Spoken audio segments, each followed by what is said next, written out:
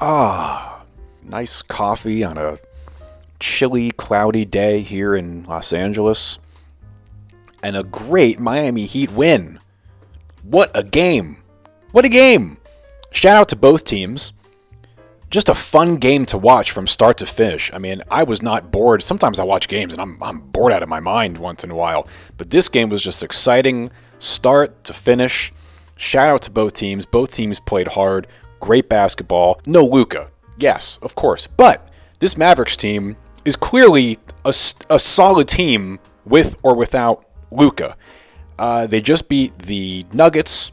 Yeah, they didn't have Aaron Gordon. They just beat the Thunder. Yeah, they didn't have Chet or Hartenstein. But those are still solid teams. And they didn't have Luka. They still beat those teams. They were on a 4-game win streak. Good win. Good win. Good game. Good win. Fun times. Okay, now it's time to rant. Let's get to this crazy play, shall we? Let's cut right to it. I'll try not to rant too much. I just don't understand why the defense in situations like these set up like this. I don't get it. Now look, you see the name of this channel. I'm a big dummy, but I don't understand why do you need to be so glued to your defender? Why don't you're at half court? Slack off a little bit, or have a big guy play a little bit as a safety to where they can keep somebody from punching through on a back door or a back screen, but also recover if somebody's shooting three. And Lively's a perfect guy for that. And it seems like teams obviously they practice these plays on offense, but they don't seem to ever practice this stuff defensively because there oftentimes seems to be communication breakdowns, bad decision making. Nobody knows who's switching on who in the whole 9 yards. Now, granted, this is a fantastic play drawn up by Spo, and it's incredibly well executed by the Heat too. But the play starts. You've Burks goes through. Jimmy comes off this initial cut, and then you have Kevin Love set the screen for Tyler. Now, look where all the attention is on the Mavericks. You have Lively, PJ Washington, and number 5, I forget who he was. I think that's the guy that played for the Knicks. His name's escaping me. You have 3 guys there. All their attention is on Tyler at this point. And everybody forgets about the guy who's been killing them all game, Jimmy Butler. Total breakdown of communication and decision making and switching and the whole 9 yards. I don't know who you blame here. I mean, I guess it's both their fault because Lively picks up Jimmy, and then Washington runs over, and he must be thinking, well, Lively's on Jimmy, so let me stop here. And then Lively's like, PJ Washington's going to pick him up. Let me stop here. And they both made the same decision, and they left Jimmy Butler wide open. Also, great pass from Duncan Robinson, and then you have Jimmy score. I really wish I could articulate the point I'm trying to make better, but I just see time after time in these kind of situations so many defensive breakdowns, and you would think these teams would practice that a little bit more, especially with the communicating. And one more thing, look at Najee Marshall down in the bottom left-hand corner. Why does he need to be that close to Alec Burks? I know Alec Burks is a great shooter, had a great game last night, but look at how far away you are. He should be in between the inbounder and Burks. He should be practically in the middle of the paint. And if Duncan makes a skip pass all the way over there, you're going to have time to recover. But you can also be in a position of help to stop what happened with Jimmy. Now look, Jimmy punches through. Najee Marshall is, he can't even come close to him. He doesn't even attempt to stop him. Okay, now part 2 of my rant. This whole game I'm watching, numerous times, on whether it's the Heat or the Mavs, numerous times I go to myself, that was a foul? That was a foul? How was that a foul? Where's the foul? I don't see a foul there. Even with Jimmy Butler, just to show you that I'm being objective here, there were numerous times in this game where I was like, damn, I didn't see a foul there when Jimmy got a foul called. I'm like, man, that was, I don't know, that's a little iffy there. And they call all these ticky-tack fouls, and then when there is an actual foul that Lively did to Jimmy on this last play, There's no call. And you can see Jimmy's body. If I put it in slow motion, you can see the trajectory of Jimmy's body shift in midair because there's so much contact right here. Look at that.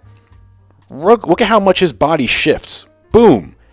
From that much contact. And there's no call. Contact with the body. He's on his arm. He's on his shoulder. He's on his back. All that stuff.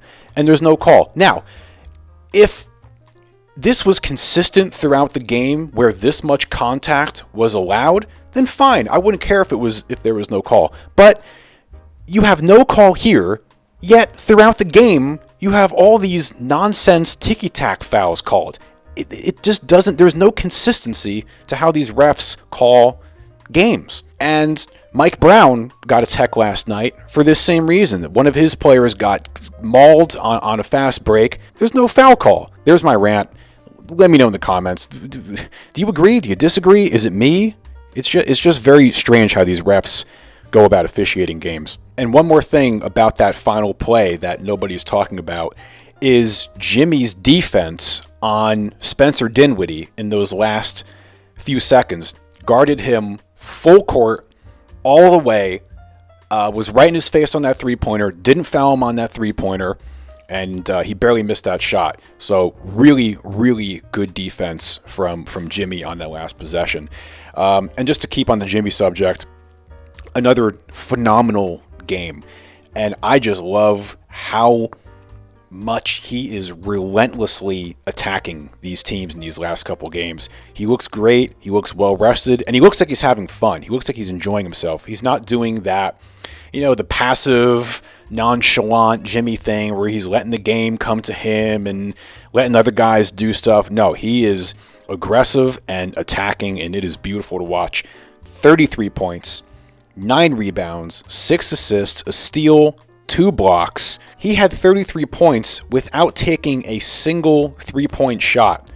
11 for 17 from the field. And he had that many points, and his free throw percentage was only 68%. 11 for 16 from 3.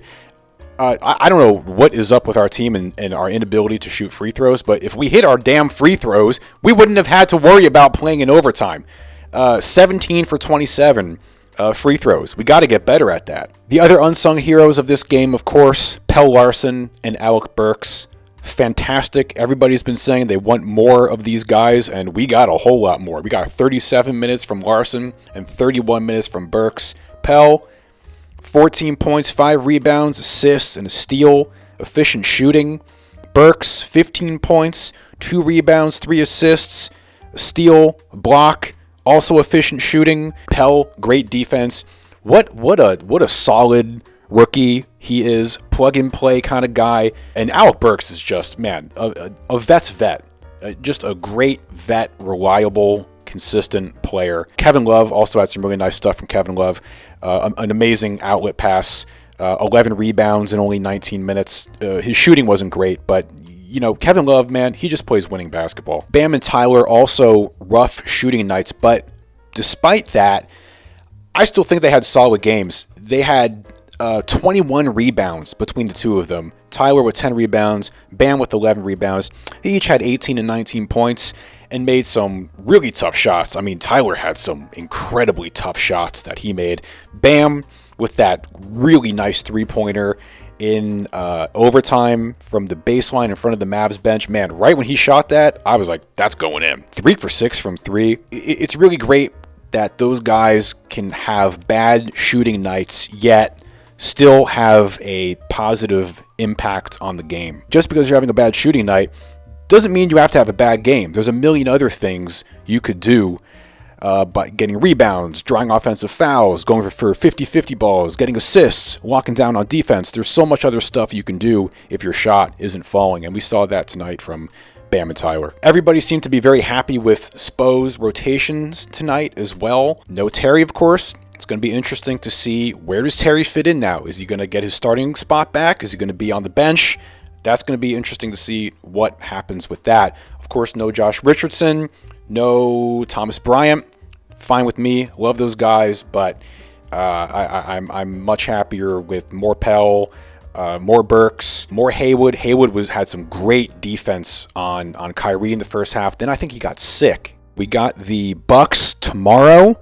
That should be fun. I know everybody's kind of down on the Bucks and hating on the Bucks and dancing on the Bucks' grave and all that stuff, but they're one game away from being 500, and they are 7-3 in their last 10. So the Bucks might be getting their you-know-what together. Dame and Giannis are both playing, so that should be a really, really fun game. My two rants. What do you think is up with these teams always having these breakdowns in these last-minute inbounds plays, and you always see defenses kind of break down with a lack of communication and bad decision-making? Is it just that hard to defend in that situation, or are they just not setting up right? I don't know. And then let me know what you think. Was Jimmy fouled? Should that not have been a foul?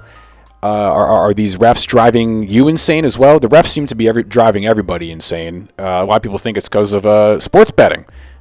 Who knows? All right. Goodbye. Man, I love playing with K-Love. He's so smart.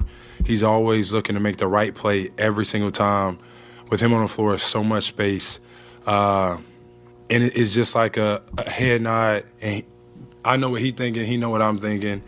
We talk about it because, we're both one of the vets, the vets on this team.